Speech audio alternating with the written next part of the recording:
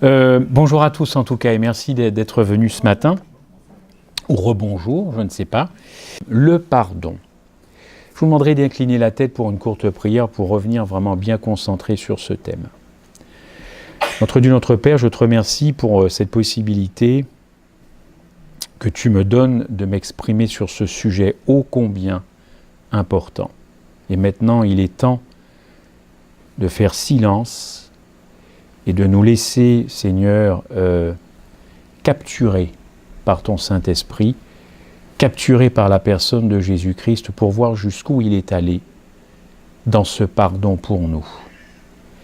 Et que nous ne ressortons pas de cette journée comme nous y sommes entrés, Seigneur, parce que là, ce serait un échec. Ne le permets pas, Seigneur, au nom de Jésus-Christ. Amen. Amen. Le pardon, c'est une vertu cardinale dans la Bible, n'est-ce pas ? C'est une vertu cardinale, je vous donne quelques versets. Alors, bon, vous me connaissez depuis mercredi soir, toutes les citations ne sont pas projetées, c'est pour vous permettre d'ouvrir vos Bibles, parce que j'espère que vous êtes venus avec vos Bibles. Prenez des notes, on oublie très facilement. La mémoire est très oublieuse. Si vous avez un petit problème ce soir, vous aurez déjà oublié ce qui a été dit ce matin. La nature humaine est faite comme ça. Prenez des notes, prenez des références, et n'hésitez pas à correspondre avec moi par mail, puisque maintenant on se connaît, je suis assez réactif et disponible à toutes les questions que l'on peut m'envoyer par mail de tous ordres. N'hésitez pas. Alors je vous livre le psaume 25, verset 11. Lisez-le dans votre Bible. Je l'ai moi sur sur ma feuille. C'est à cause de ton nom, ô Éternel, que tu pardonneras mon iniquité, car elle est grande, n'est-ce pas ? Psaume 25, 11. Autre texte qui nous parle du pardon, Matthieu 18, 21. Alors Pierre s'approcha de lui et dit « Seigneur, combien de fois pardonnerai-je à mon frère lorsqu'il péchera contre moi ? Sera-ce jusqu'à 7 fois ?» Il est question encore du pardon. Autre texte, Exode 32, 32, facile à retenir. « Pardonne maintenant leurs péchés, sinon efface-moi de ton livre que tu as écrit. » Alors ça c'est un sacré verset, on pourrait prêcher très longtemps là-dessus, sur les motivations de ceux qui veulent aller au ciel. Parce qu'il y en a un, lui, qui était prêt à ne pas y aller pour les autres. Ça c'est extraordinaire. Évidemment, Exode c'est Moïse.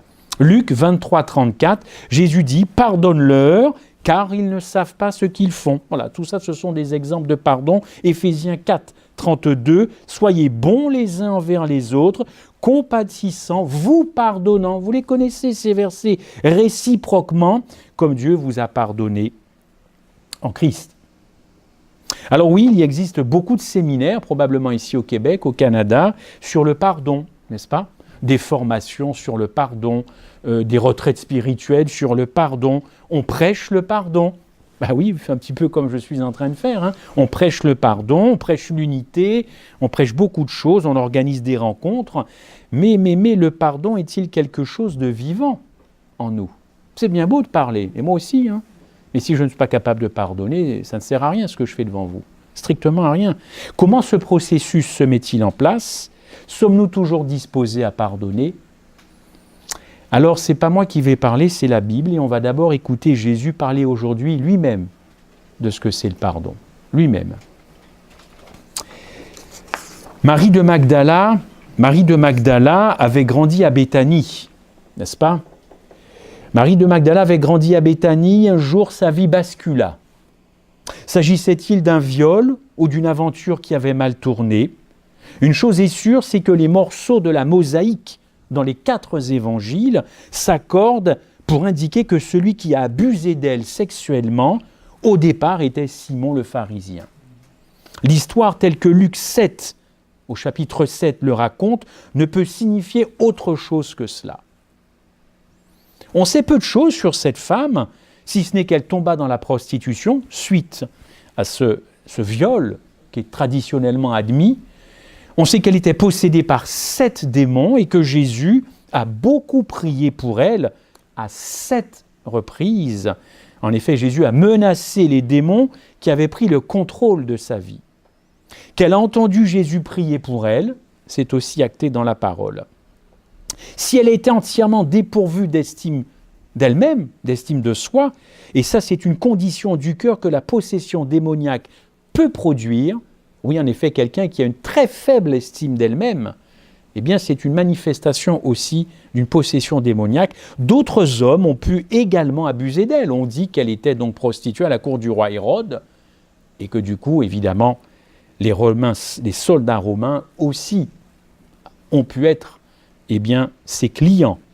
Sa haine envers les hommes en général allait plus en profondeur. C'est une femme qui était aigrie, c'était une femme qui était amère, parce que la vie l'avait maltraitée.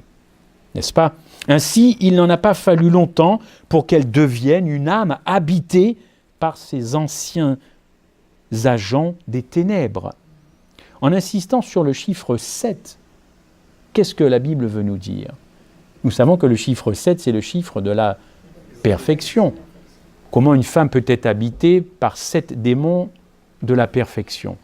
Il y a un problème sur ce coup-là, n'est-ce pas? Eh bien, la Bible veut-elle peut-être nous indiquer que cette femme, avec ces 7 démons, eh bien, il n'y avait plus d'aide thérapeutique pour elle. Si vous voulez, c'est la perfection, mais à l'envers. Rien, même si les psychiatres avaient pu exister à l'époque, ne pouvait venir aider cette femme, tellement elle était possédée par ces démons. 7. Toute aide thérapeutique était inutile. Donc, pour cette femme, il ne fallait pas lui parler, parce qu'à l'époque, les hommes et les femmes ne se parlaient pas comme cela. Il ne fallait pas se laisser effleurer par elle, parce que vous pouviez tout de suite être souillé par cette femme. Et cette femme va savoir que Jésus a été invité par Simon à un souper. Je le répète, c'est une femme moins que rien. C'est une femme haïe par les Juifs, car c'est une prostituée, parce qu'elle se prostitue à la cour du roi Hérode. C'est une femme que les Romains n'aiment pas, puisque de toutes les façons, ils s'en servent comme ça, comme un Kleenex. Donc cette femme n'est rien. Elle n'est strictement rien. Ce n'est même pas une carpette sur laquelle on peut s'essuyer les pieds. Socialement, juridiquement, elle est rien du tout. Et pourtant, encore une fois, elle va entendre parler que Jésus a été invité chez Simon. Ah, Simon le violeur. Simon le violeur. Et elle y croit. Alors elle veut remercier, elle a envie de remercier Jésus-Christ pour l'avoir délivrée de cela. Elle a entendu parler de la mort de Jésus-Christ, parce que Jésus-Christ n'a pas caché qu'il allait mourir, et elle y croit à la mort de Jésus-Christ. Contrairement aux disciples, qui eux n'y croyaient pas vraiment. Un roi, ça ne peut pas mourir, n'est-ce pas? Surtout pas sur le bois. Alors elle veut agir, mais comment faire? C'est une femme, elle n'a pas le droit de rentrer dans une maison où il y a des hommes. Interdit. Comment faire? Elle va se rendre chez un parfumeur pour acquérir un baume, vous le savez, pour oindre le corps de Jésus-Christ, mais elle veut donc le faire avant qu'il meure. Avant qu'il meure. Alors l'idée va faire son chemin dans sa tête, il faut qu'elle rentre en contact avec Jésus-Christ avant sa mort, parce qu'elle y croit, comme je vous disais. Contrairement à Nicodème ou à Joseph d'Arimathée, qui eux ont fait quelque chose, ils ont agi, mais cette fois-ci après la mort, pour être venus avec des bandes et des aromates. C'est pas pareil. Prendre soin des gens quand ils sont vivants, j'allais dire c'est mieux que quand ils sont morts. Je voudrais plutôt dire ne pas attendre que les gens meurent pour prendre soin d'eux. Ça, c'est un tout petit enseignement. Faisons les choses quand les gens sont vivants. N'attendons pas qu'ils meurent pour dire « Ah, si j'avais su, ah, j'aurais pu ». Trop tard. La mort, c'est clair. Vous ne pouvez plus rien faire quand les proches sont morts. Simon, lui, il a une histoire aussi avec Jésus-Christ. La culpabilité entraîne une personne dans des nuits de sommeil et des jours d'anxiété sans qu'il y ait d'apaisement. Il pouvait être un grand homme dans son poste, c'était un pharisien, tout sourire, triomphant avec sa cour, n'est-ce pas, respecter des gens, mais il était seul le soir chez lui, dans son lit, entouré de ténèbres, n'est-ce pas? Il arrive fréquemment que lorsqu'une personne porte une culpabilité non résolue, le plus faible de ses organes succombe à la maladie. Dans le cas de Simon, vous le savez, une terrible maladie, s'est abattu sur lui. Il fut diagnostiqué lépreux, bien entendu. Terrible maladie qui vous valait d'ailleurs d'être exclu de la société, d'être chassé des villes ou des villages où vous habitiez. C'était les cavernes qui vous attendaient si vous aviez été trouvé lépreux. Ce n'est pas une petite affaire, mais mettez-vous dans la peau de Simon. Simon, un pharisien, un homme instruit, un érudit, touché par la lèpre.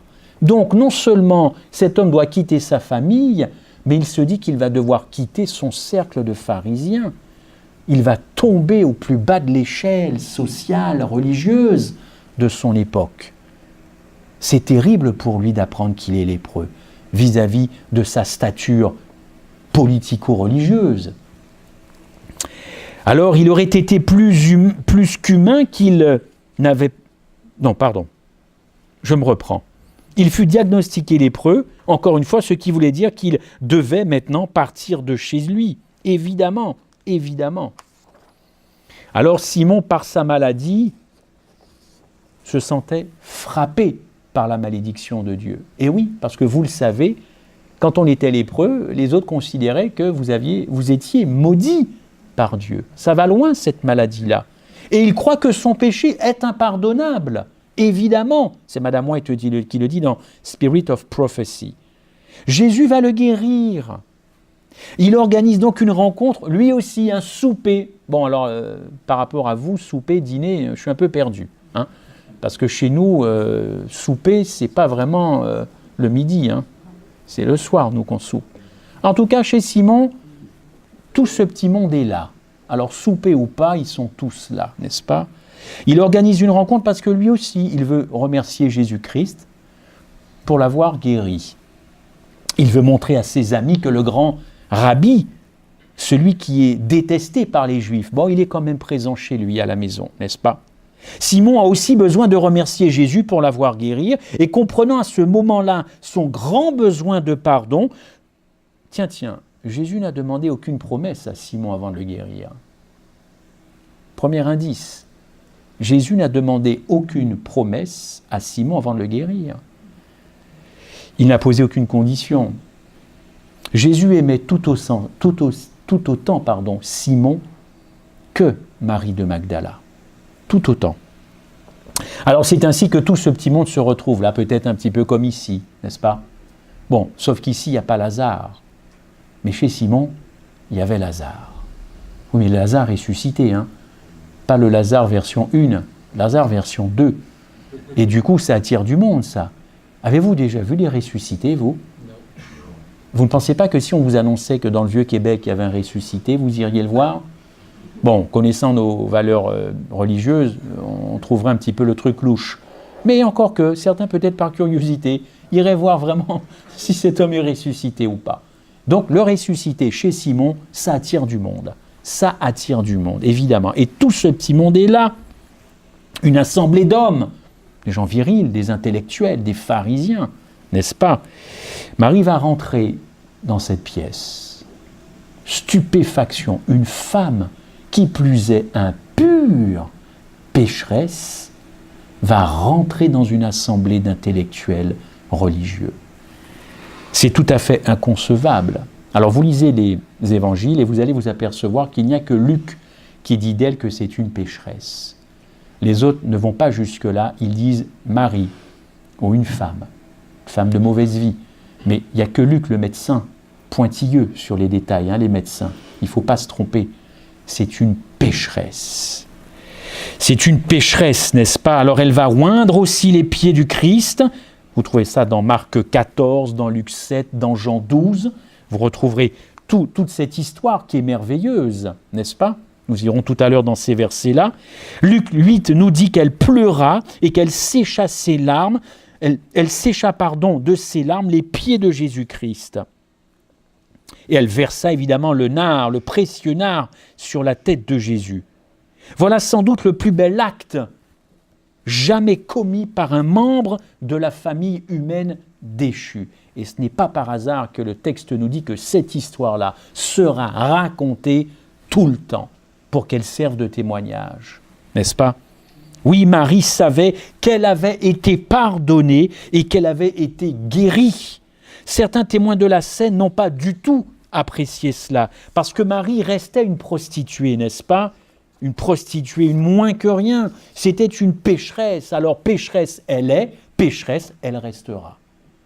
Horrible pour des hommes de voir cette femme arriver là. Le premier d'ailleurs à être horrible, nous le verrons cet après-midi, c'est Judas, un trésorier. Évidemment, et vous connaissez la suite, n'est-ce pas? Et Simon, celui qui avait été guéri par Jésus, il ose dire à ce moment-là, si cet homme était prophète, regardez comment l'homme est versatile. Viens chez moi, nous allons bien te recevoir, nous allons te poser des questions, sens-toi à l'aise, Rabbi, sens-toi à l'aise, détends-toi, Rabbi. Il suffit qu'un grain de sable vienne déranger la tête de monsieur, et tout de suite, si cet homme, ce n'est plus Jésus, ce n'est plus celui qui m'a guéri, c'est tout de suite, si cet homme était prophète, il saurait qui est la femme qui le touche, la femme. La femme. C'est même pas prénom Marie, c'est la femme. On aurait pu mettre la prostituée qui la touche, et ce qu'elle est, une pécheresse, une moins que rien, une vaut-rien, une carpette. Voilà, en des termes plus contemporains, ce que Luc aurait pu dire à l'époque. Alors, si vous lisez maintenant, et ça a été lu, Luc 7, ouvrez vos Bibles au verset 39 à 47. 39 à 47, on va passer par 39 plutôt. Non, c'est un petit peu long. C'est pourquoi je te le dis, ses nombreux péchés ont été pardonnés, car elle a beaucoup aimé. Mais celui à qui on pardonne peu, aime peu. Est-ce que nous saisissons bien la profondeur théologique de cette parole de Jésus-Christ vis-à-vis de Simon? Vous remarquerez que Jésus plus haut fait des reproches à Simon, mais avec douceur, avec calme. On peut les lire.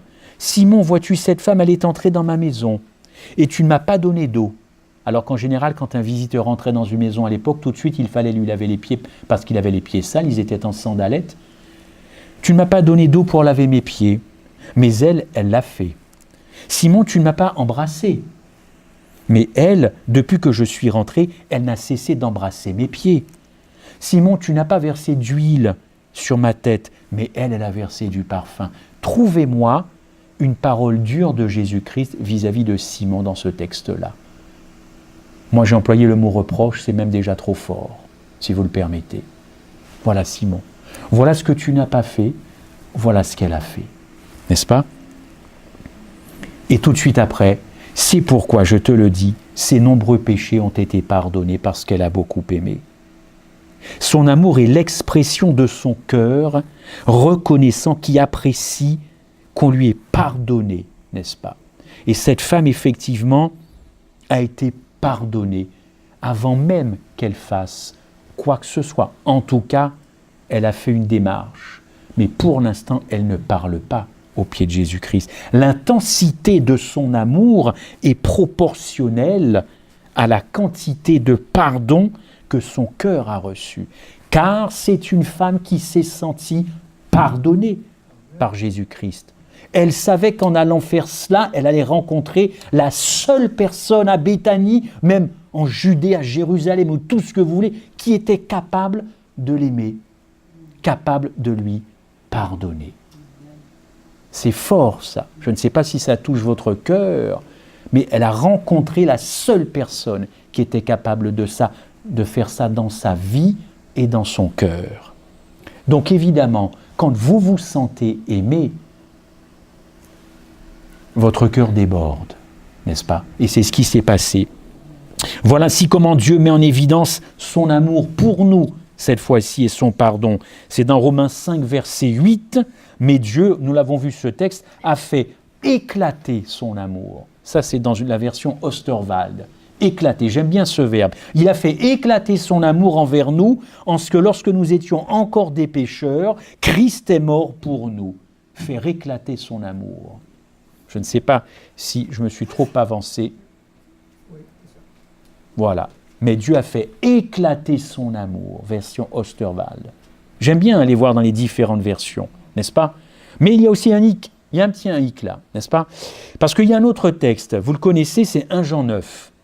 Si nous confessons nos péchés, donc là vous avez remarqué, elle vient, elle se sent aimée, Elle sait qu'elle a déjà été pardonnée avant même de rentrer dans cette maison. Son cœur déborde puisqu'elle a acheté le parfum bien avant de rentrer chez Simon à Béthanie.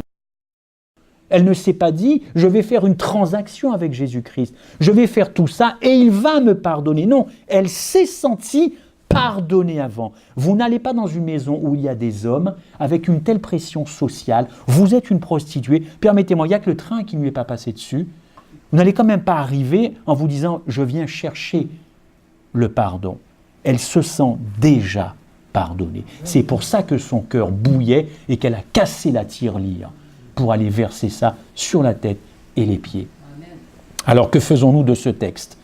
Si nous confessons nos péchés, texte biblique, il est fidèle et juste pour nous les pardonner et pour nous purifier de toute iniquité. Il y a le si, n'est-ce pas? C'est du conditionnel. A contrario, si je ne confesse pas mes péchés, je ne suis pas pardonné. Alors qu'est-ce qu'on fait? Le pardon vient avant ou après la confession? Enfin, ou plutôt le pardon vient avant ou après la repentance, la demande de pardon. On va essayer de décortiquer ce texte parce qu'il est biblique. Moi, je suis juste là pour mettre en parallèle des textes. Et c'est un beau texte en plus. Si nous confessons nos péchés, oui, Jésus est fidèle et juste pour nous les pardonner et pour nous purifier de toute iniquité.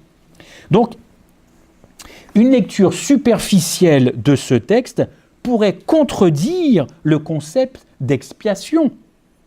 Mais pourtant, l'Écriture ne se contredit pas. Il est vrai que dans un sens, tous nous avons été pardonnés pour nos péchés. Le texte le dit, Christ est mort pour nos péchés. 1 Corinthiens 15, verset 3. Il est à l'écran. 1 Corinthiens 15, verset 3. Christ est mort pour nos péchés. Mais moi, je vous pose une question. À la croix, est-ce que nous avons demandé pardon à Dieu par Jésus-Christ pour qu'il aille à la croix? Non. Jésus nous a pardonné avant toute démarche de notre part. Personne, vous et moi, nous n'étions à la croix. Nous n'étions même pas nés. N'est-ce pas? Donc, Dieu a quand même fait quelque chose avant, effectivement, que nous lui demandions pardon. N'est-ce pas? À la croix, Christ a accordé, encore une fois, à la race humaine le pardon total. C'est ce que l'on appelle le pardon juridique, la justification légale, très cher à T. John C. Wagoner. Pourquoi? Pourquoi? Parce qu'il y a eu infraction à la loi. Et il fallait réparation à la loi. Romains 5, verset 11, vous l'avez à l'écran, je le lis. « Le péché est entré dans le monde, avec comme conséquence la condamnation qui a atteint tous les hommes, tout le monde. » Romains 5, 18. Il fallait donc renverser cette situation. C'est ce que Christ a fait. Il a accordé à la race humaine le pardon en allant à la croix. Tous ont été rachetés de la malédiction de la loi. Croyants, incroyants, bouddhistes, shintoïstes, maoïstes, tous ces gens-là ont été pardonnés à la croix. Tout le monde a été pardonné. Toutes les religions, les 1200 ou 15 000 religions, je ne sais pas, il y en a tellement. Puis tous les jours, il y en a de nouvelles. C'est dur de se mettre à jour, parce que tout le temps, il y en a, tout ça s'est pardonné. Cette justification qui donne la vie se rapporte à la condamnation de la loi qui est tombée sur la race humaine, qui est donc tombée sur moi, suite au péché d'Adam et Ève. Ésaïe 44, verset 22, « J'efface tes transgressions. » C'est pas beau ça? Comme un nuage, et tes péchés comme une nuée.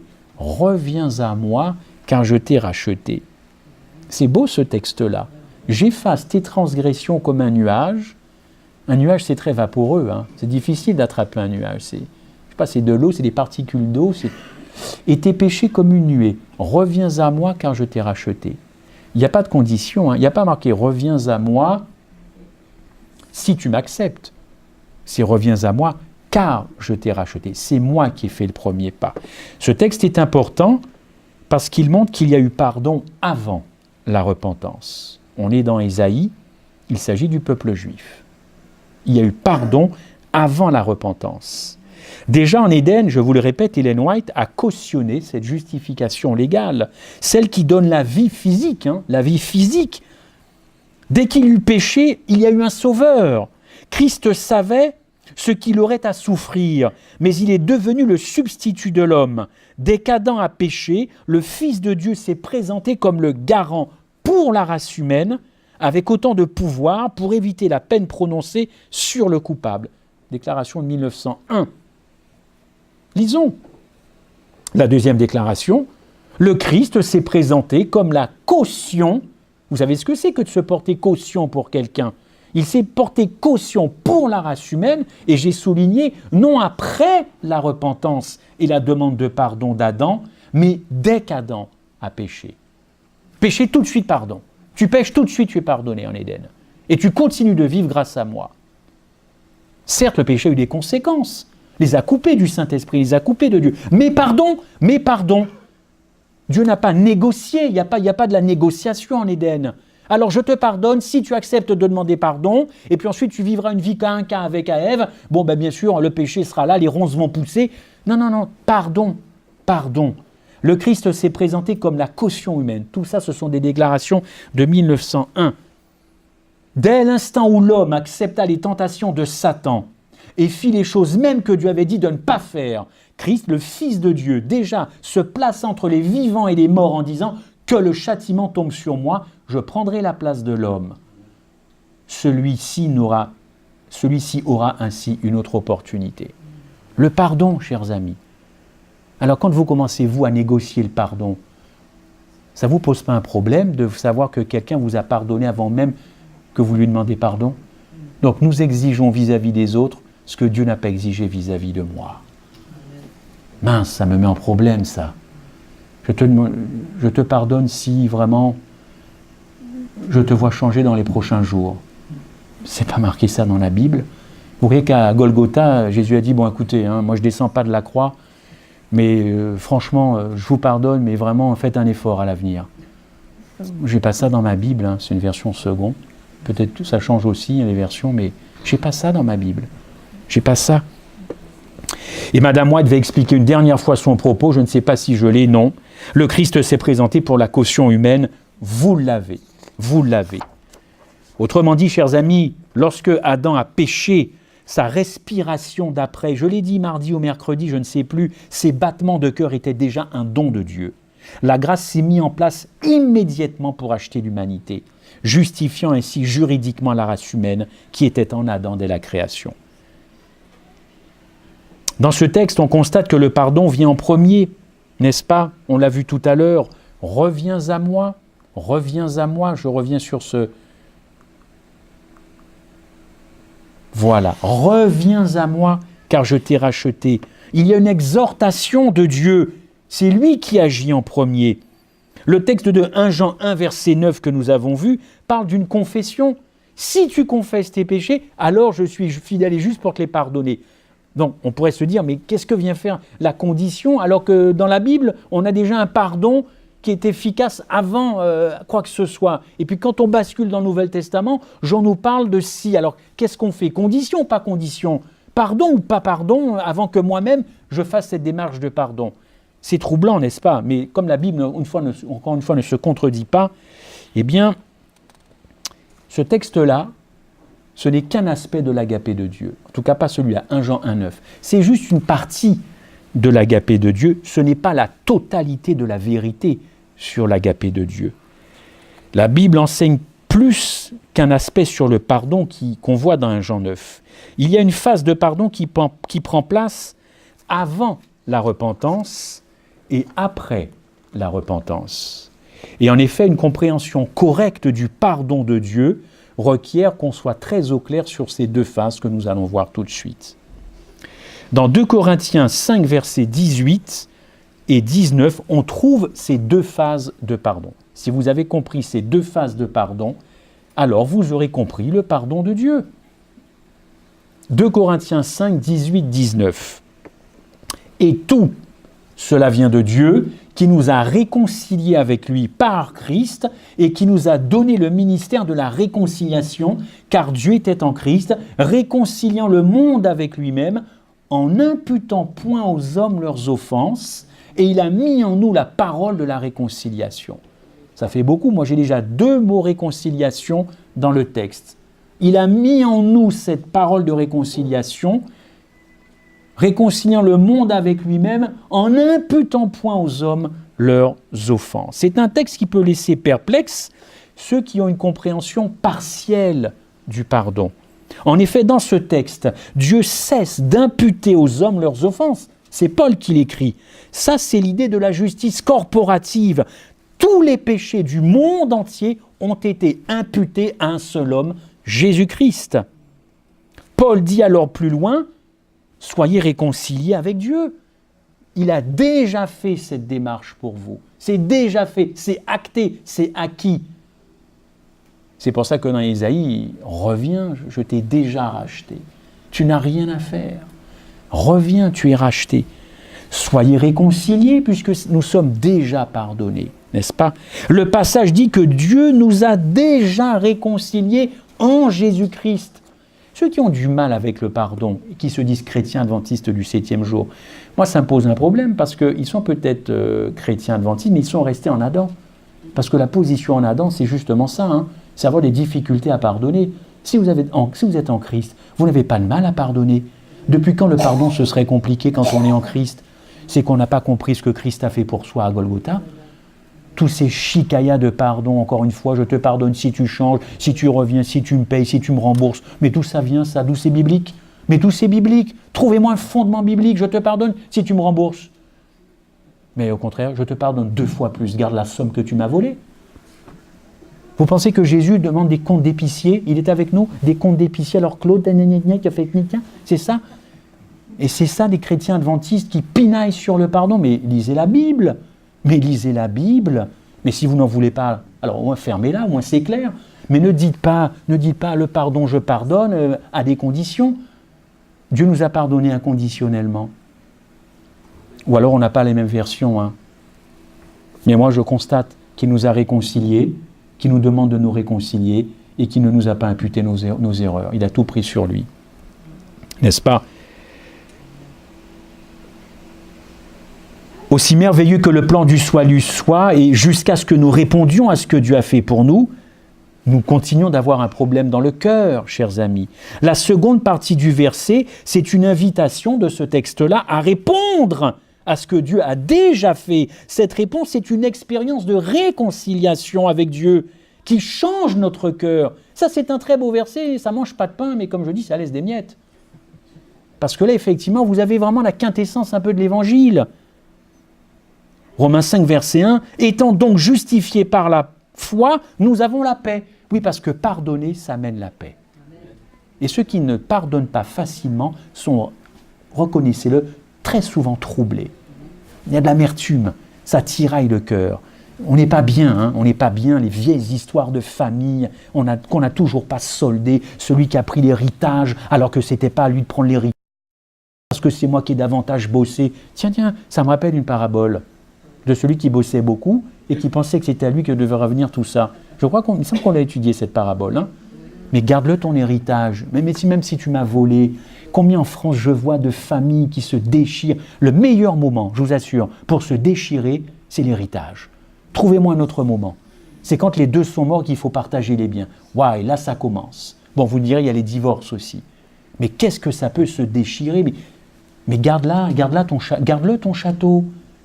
Garde-le, je sais une chose est sûre, c'est que déjà, il ne montera pas au ciel ton château, ni ton appartement, et puis tu n'emmèneras pas sous terre. Ta belle villa, la French Riviera, Nice Côte d'Azur, mais garde-moi tout ça, parce que de toutes les façons, ça n'ira nulle part. Moi, je sais où est mon trésor. N'est-ce pas? Moi, je remercie mes parents de n'avoir rien à me léguer. Vous souriez? Voilà. Mon frère et moi, nous n'avons, je vous le dis, c'est une information, nous n'attendons rien, car ils n'ont rien construit, rien bâti. C'est pas beau ça? On ne va pas se disputer avec Frédéric. Et bon courage si vous êtes dans des problèmes comme ça. Oui, moi j'attends rien. Rien. Oh, j'exagère quand je dis que rien n'a été construit. Ils ont fait des choses, mais il n'y a quasiment rien qui arrivera. Gloire à Dieu.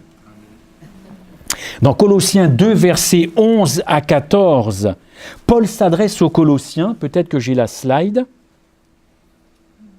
Oui, étant donc justifiés par la foi, oui, voilà, nous avons la paix avec Dieu, n'est-ce pas? Toute une liste de versets, notez, prenez les références, lisez, relisez, étudiez, et vous allez voir comme c'est costaud. Le texte de 1 Jean 1, verset 9, le fameux « si », si je confesse mes péchés, il est fidèle et juste. Eh bien, il se focalise, ce verset, ce texte-là, sur la deuxième phase du processus, La première, c'est ce qui a déjà été acquis par Christ sans rien me demander.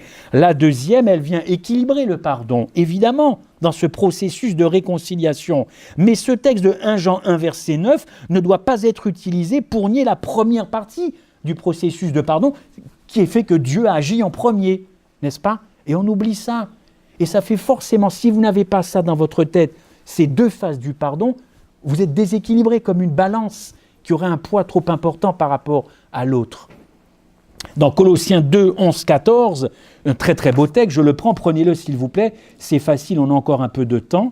Colossiens, très important. Et je vous demande d'avoir le texte, parce que là on va faire du grec.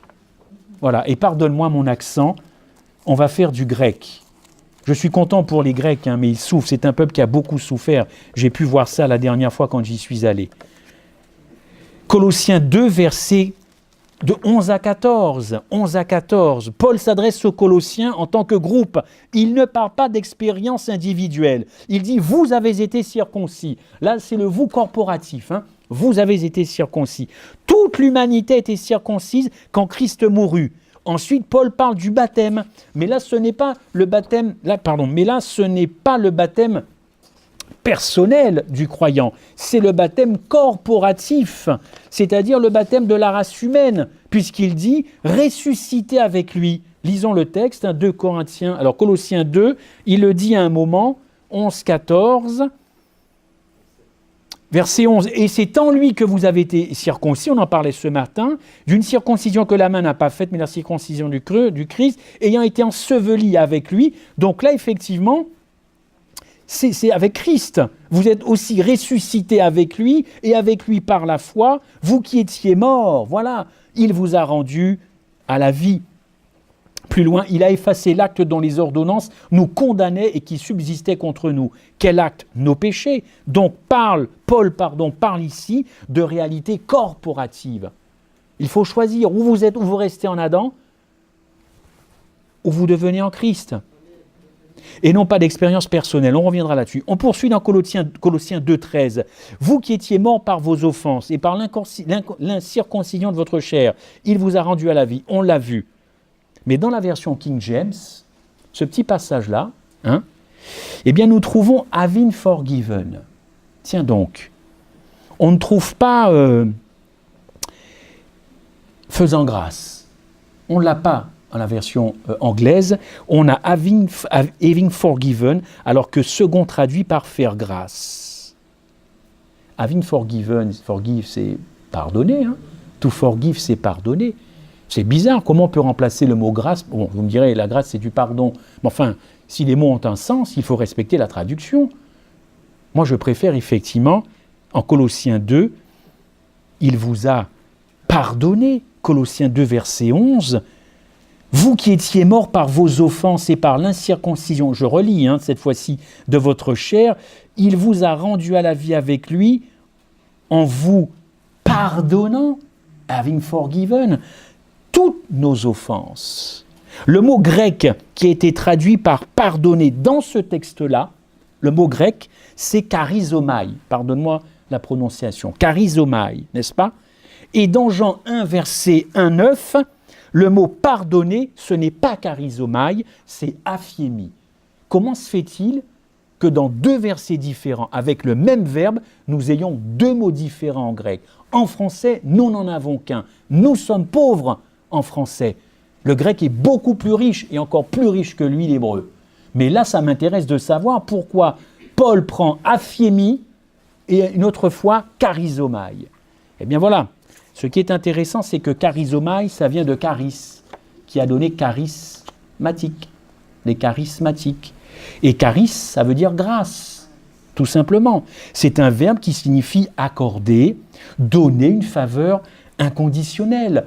La grâce, c'est charis, c'est inconditionnel, c'est pour tout le monde. Donc dans 1 Jean 1, verset 9, aphiemi ne veut pas dire pardonner de façon inconditionnelle, mais il veut dire éloigner. Je ne sais pas si je l'ai à l'écran. Non. Et oui, dans 1 Jean 1, verset 9, il ne faut pas lire pardonner. Si tu confesses tes péchés, tu seras pardonné. Ça a été mal traduit. Aphiemi veut dire en grec éloigner. se tenir éloigné. C'est aussi celle que la King James a retenue. Alors autrement dit, on va le relire, comme ça vous ne serez pas trop perdus. Si nous confessons nos péchés, il est fidèle et juste pour les tenir éloignés de moi. C'est plus pardonner, c'est éloigner de moi. Et c'est là qu'on reconnaît la tendresse de l'amour de Dieu. Si nous marchons avec lui par l'Esprit, il va tenir la puissance du péché à l'écart. Tu ne touches pas, ni à lui, ni à lui. Il va tenir éloigné. Voilà pourquoi il faut aller dans le grec et dans l'hébreu pour voir les mots les plus importants, car nos mots en français sont trop faibles. Ça, c'est la traduction de la King James. Tenir éloigné, autrement dit, encore une fois, tenir éloigné de nous et pour nous purifier de tous nos péchés. On retrouve d'ailleurs ce même verbe aphiemi, tenir éloigné, dans d'autres versets. Parce que vous pourriez me dire, bon, tu es sympathique, mais s'il n'existe que sur un verset, non, on le retrouve en Matthieu 13, verset 36, la King James traduit « sent away », tenir éloigné, n'est-ce pas ? C'était quand Jésus était près de la foule et que les disciples voulaient l'éloigner de la foule. Et vous retrouvez tenir éloigné dans 1 Corinthiens 7, verset 11. Autrement dit, il n'y a pas de conflit dans le texte de 1 Jean 1, verset 9 et dans le Colossiens 2, 13. Il n'y a pas de conflit, au contraire. Il y a un équilibre. Il y a effectivement eu un pardon avant, quelle que soit la démarche de l'homme. Et maintenant, Dieu nous dit, si tu m'acceptes dans toute ma plénitude, alors je vais tenir éloigné le péché de ta face, de ta maison. Amen. Mais mon propos n'est pas de minorer ou de vous dire que quand vous commettez une faute, ne demandez pas pardon. Moi, ce texte-là, il est en train de m'apprendre beaucoup plus que ça, parce que c'est très facile. Hein. J'ai l'habitude de dire « je pêche, je demande pardon, je pêche, je demande pardon, je pêche, je demande pardon, je pêche, je demande pardon ». Ça peut durer longtemps, cette histoire-là. Où est la sanctification, n'est-ce pas ? Où est la crucifixion du moi ? En revanche, tenir éloigné, ça va être le travail de Dieu, quand il va voir que vous êtes vraiment sincère et que vous en avez marre de demander tout le temps pardon parce que vous avez tout le temps péché. Dans ce petit jeu péché, pardon, ça ne fait pas des chrétiens victorieux, comme dirait l'apôtre Paul, s'il était là ce matin parmi nous. Non, ça fait des chrétiens... le grand 8, n'est-ce pas, ça monte, ça descend, on ne tient pas la route comme ça. Il n'y a pas de conflit entre ces deux versets, chers amis. Ce sont deux aspects de l'Écriture. Un texte, oui, parle du pardon, l'autre, effectivement, parle de purification. Si on enseigne seulement aphiemi, on est dans la tendance arminianiste, n'est-ce pas ? C'est-à-dire que le salut, c'est provisionnel. Quelque chose a été fait, mais c'est à toi de prendre la décision de mettre en action cette chose. On en parlera peut-être l'année prochaine, si je reviens vous voir. Parce que là, il y a vraiment des courants très importants. Les arminianistes, c'est Jacob Arminius, qui, par rapport à la réforme de Luther, a trouvé quelque chose. On n'est pas dans cette tendance arminianiste. Parce que cette tendance qui encore une fois, fait que c'est votre engagement, votre acceptation de l'Évangile qui va déclencher finalement le salut. Non, le salut est là, plein et entier. C'est à prendre ou à laisser, mais ce n'est pas moi qui déclenche quelque chose dans le salut par mon acceptation du salut. Ça, c'est une tendance très répandue. Ça produit du légalisme. Attaché à la loi plus qu'à Christ, ça produit un manque de sécurité du salut, n'est-ce pas ? Mais si vous enseignez seulement charizomai, là, vous allez produire un évangile à bon marché, n'est-ce pas ? Et je vous invite à lire le livre de Dietrich Bonhoeffer, celui qui est mort dans les camps nazis, Le prix de la grâce. Quel livre ? Et ce n'est pas un adventiste qui l'a écrit. Alors c'est costaud, le prix de la grâce. Cet évangile, cette grâce à bon marché. De toutes les façons, moi je suis pardonné, je me suis fait baptiser en telle année, bon voilà, c'est bon, je peux vivre ma vie. Ça n'a pas de sens, c'est pas chrétien, c'est pas l'évangile. Ça produit non pas du légalisme, ça produit un christianisme standard. Avec l'idée que la loi, la grâce, tout ça, la loi, c'est secondaire, je n'ai pas besoin d'obéir aux commandements. Les deux textes sont indispensables à une bonne compréhension de l'Évangile, du pardon. Beaucoup trouvent difficile aujourd'hui d'accepter l'idée qu'il y a bien eu un aspect du pardon qui précède la repentance. Et pourtant, on a de nombreux textes. Et en gagnant du temps, je vous invite à lire Exode 29, verset 38. On viendra tout à l'heure sur celui-là. quand Dieu établit des principes de sacrifice. Je ne peux pas le lire entièrement, mais prenez la référence, Exode 29 à 38. Et là, vous allez voir effectivement qu'il y a bien un pardon avant la repentance. Un autre texte de Nombre 28, verset 3, pareil, ça parle effectivement de pardon avant repentance. Oui, Dieu a fait sortir du pays d'Égypte les Hébreux, et pourtant, ils auraient pu y rester encore à tourner en rond dans ce désert, avec tout ce qu'ils ont infligé à Moïse et à Dieu. Dans Nombre 14, verset 19, ça c'est un excellent texte, prenez-le, Moïse demande à Dieu de donner l'iniquité du peuple, n'est-ce pas? Et au verset 20, Dieu dit « Je pardonne comme tu me l'as demandé ». Je ne sais pas si je l'ai. Oui, il est là. « Je pardonne comme tu me l'as demandé ». Je ne sais pas si vous vous rendez compte, on a l'habitude de dire que Dieu parle à Moïse comme ça, face to face, comme on dit en anglais, mais là, c'est quand même Dieu qui dit à un pécheur repentant, « Tu m'as demandé de pardonner, alors je pardonne ». C'est costaud quand même, quand on y pense. Mais dites-moi, vous imaginez Dieu dire à Moïse, « Excuse-moi, mais je ne peux pas pardonner à ton peuple, ni au mien, tant qu'ils ne se sont pas repentis. » Ce n'est pas écrit dans le texte, ça non plus, n'est-ce pas? Dieu n'a pas demandé la repentance en premier. Dieu a pardonné aux Israélites avant qu'ils ne se repentent. Cette évidence biblique ne colle pas forcément avec les théologies classiques populaires, où il faut absolument demander pardon pour être pardonné. N'est-ce pas? Notamment, encore une fois, cette position arminianiste qui avance l'idée que la grâce de Dieu et de son pardon, c'est une provision disponible seulement dans le cas où tu l'acceptes. N'est-ce pas? Mais qu'avant, il faut remplir tout un tas de processus, croire, se confesser, se repentir. Mais là, vous allez rentrer dans un système très déstabilisant. Si vous fondez votre christianisme et votre relation avec Dieu là-dessus, ça veut dire que dès le jour où vous faites une bêtise et que vous avez oublié de demander pardon, ça y est, je perds ma justification, je vais mourir, je vais en enfer. Vous pensez que vous allez avoir une vie chrétienne normale, équilibre, épanouie, en pensant que dès que vous avez péché, vous êtes perdu. Je ne dis pas qu'il ne faut pas demander pardon, mais prenez le pardon avant ce qui a été fait pour vous, et ça vous évitera de pécher. Ceux qui sont focalisés sur le deuxième aspect du pardon, ce sont des gens qui sont instables. Mais si vous vous focalisez sur la première, là vous risquez de ne pas de commettre des actes de péché parce que vous aurez apprécié le pardon de Dieu et que vous n'aurez pas envie de commettre des choses devant sa face. Quand vous considérez cet aspect-là, alors l'homme devient le centre du salut, c'est-à-dire quand on est dans la transaction. Tu as fait quelque chose, alors moi je vais faire quelque chose, et en me faisant baptiser, ça va déclencher quelque chose. C'est vous qui êtes le centre du salut dans ce cas-là. C'est vous qui êtes le centre du salut. C'est moi, par mon baptême, qui me sauve. Enfin, je sais que j'ai été sauvé, mais il faut que je fasse quelque chose. C'est vous. Or, le problème, le plan de la rédemption, c'est Dieu. C'est pas nous. C'est Dieu le centre du plan de la rédemption. C'est lui qui a pris l'initiative de ton salut. Et tout ce que nous devrions faire, ce n'est qu'une réponse généreuse à ce qu'il a déjà fait pour toi. Tout le reste, pour moi, c'est du légalisme. Un exemple, si vous êtes marié, j'ai beaucoup apprécié, c'était courageux de la part de Julie ce matin, face à son mari et face aux gens qui étaient là. C'est courageux. On n'est pas tous les samedis matins faire état d'une dispute dans un couple. Il ne faut surtout pas en parler devant l'église. Il faut afficher, au contraire, on s'entend bien, il n'y a pas de problème. N'est-ce pas? Donc c'est courageux. Si vous êtes marié, posez-vous cette question. Réfléchissez à ce que je vais vous dire. Je vois qu'il y a des sourires, mais là je suis sérieux. Réfléchissez.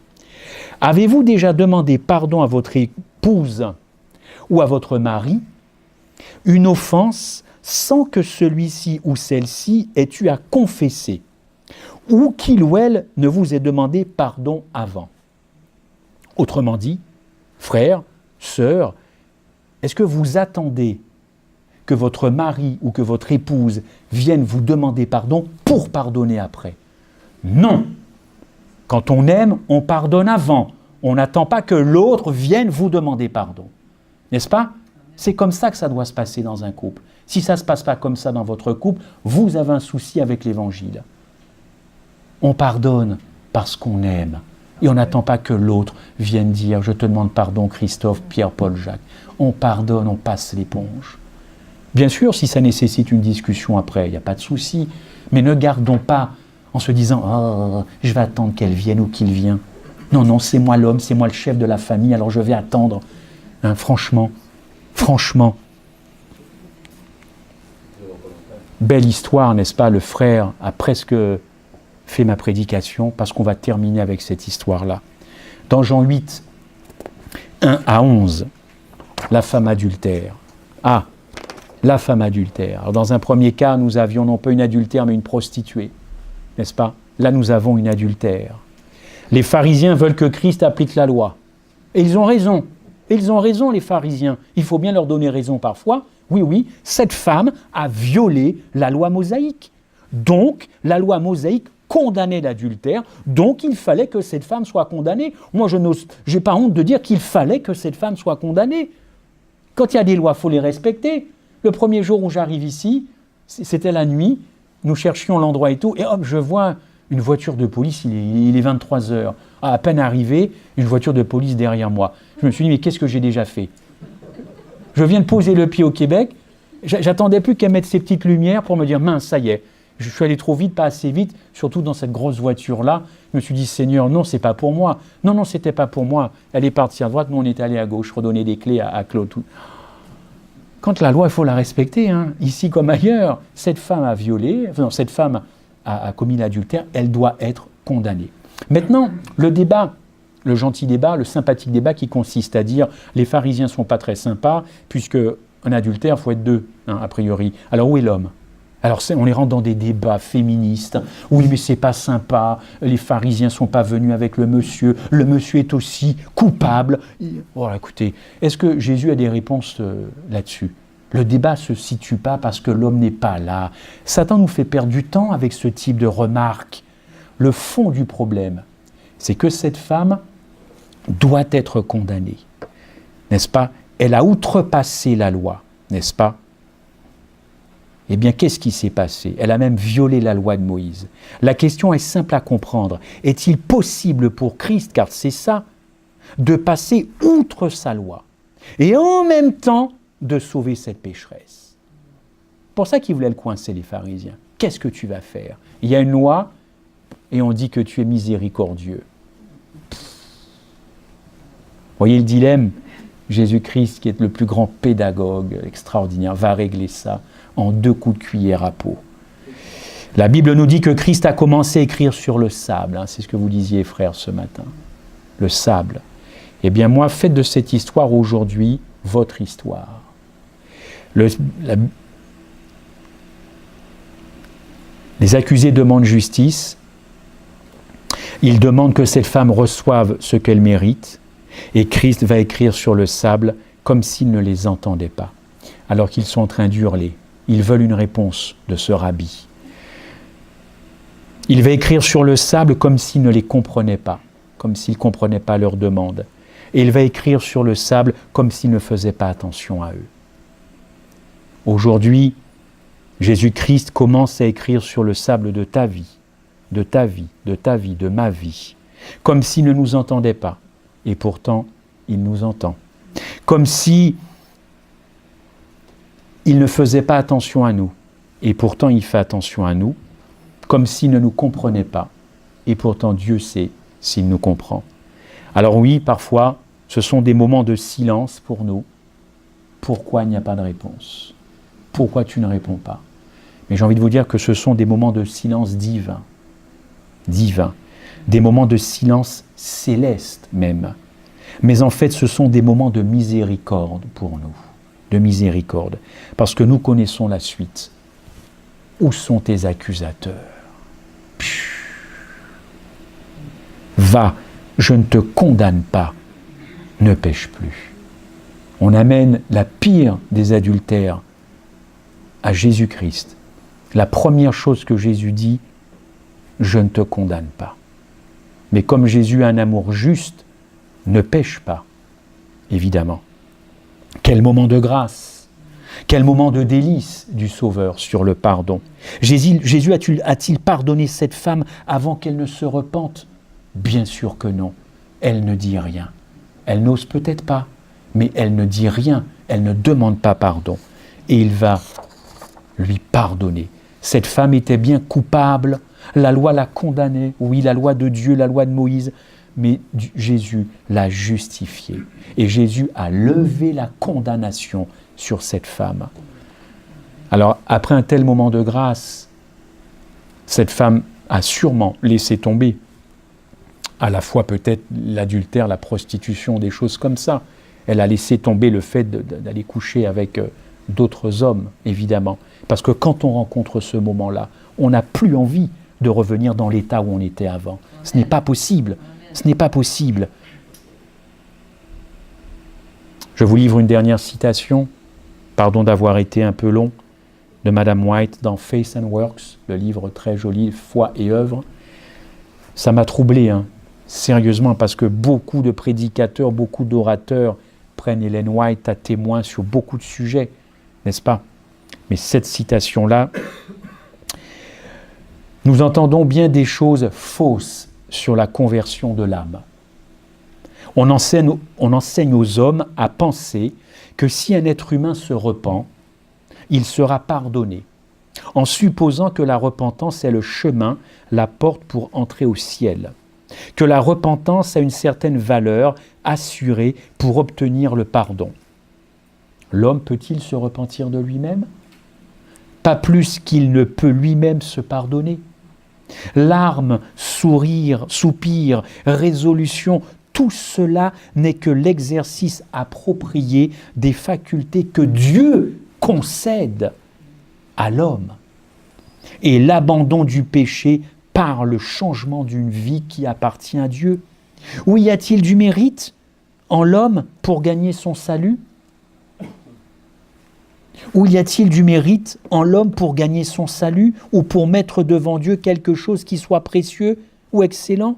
Regarde, Seigneur, j'ai pardonné à la sœur, au frère, au voisin, à mon patron, à ma collègue. Regarde, j'ai pardonné.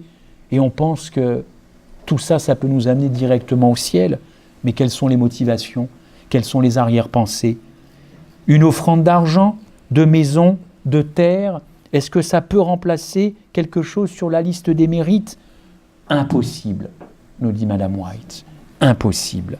Vous retrouverez ça dans à la fois la Review and Herald et le livre Foi et œuvre. Je n'ai pas la page, mais c'est un livre qui est disponible. Chers frères et sœurs, je vous laisse terminer en silence la lecture.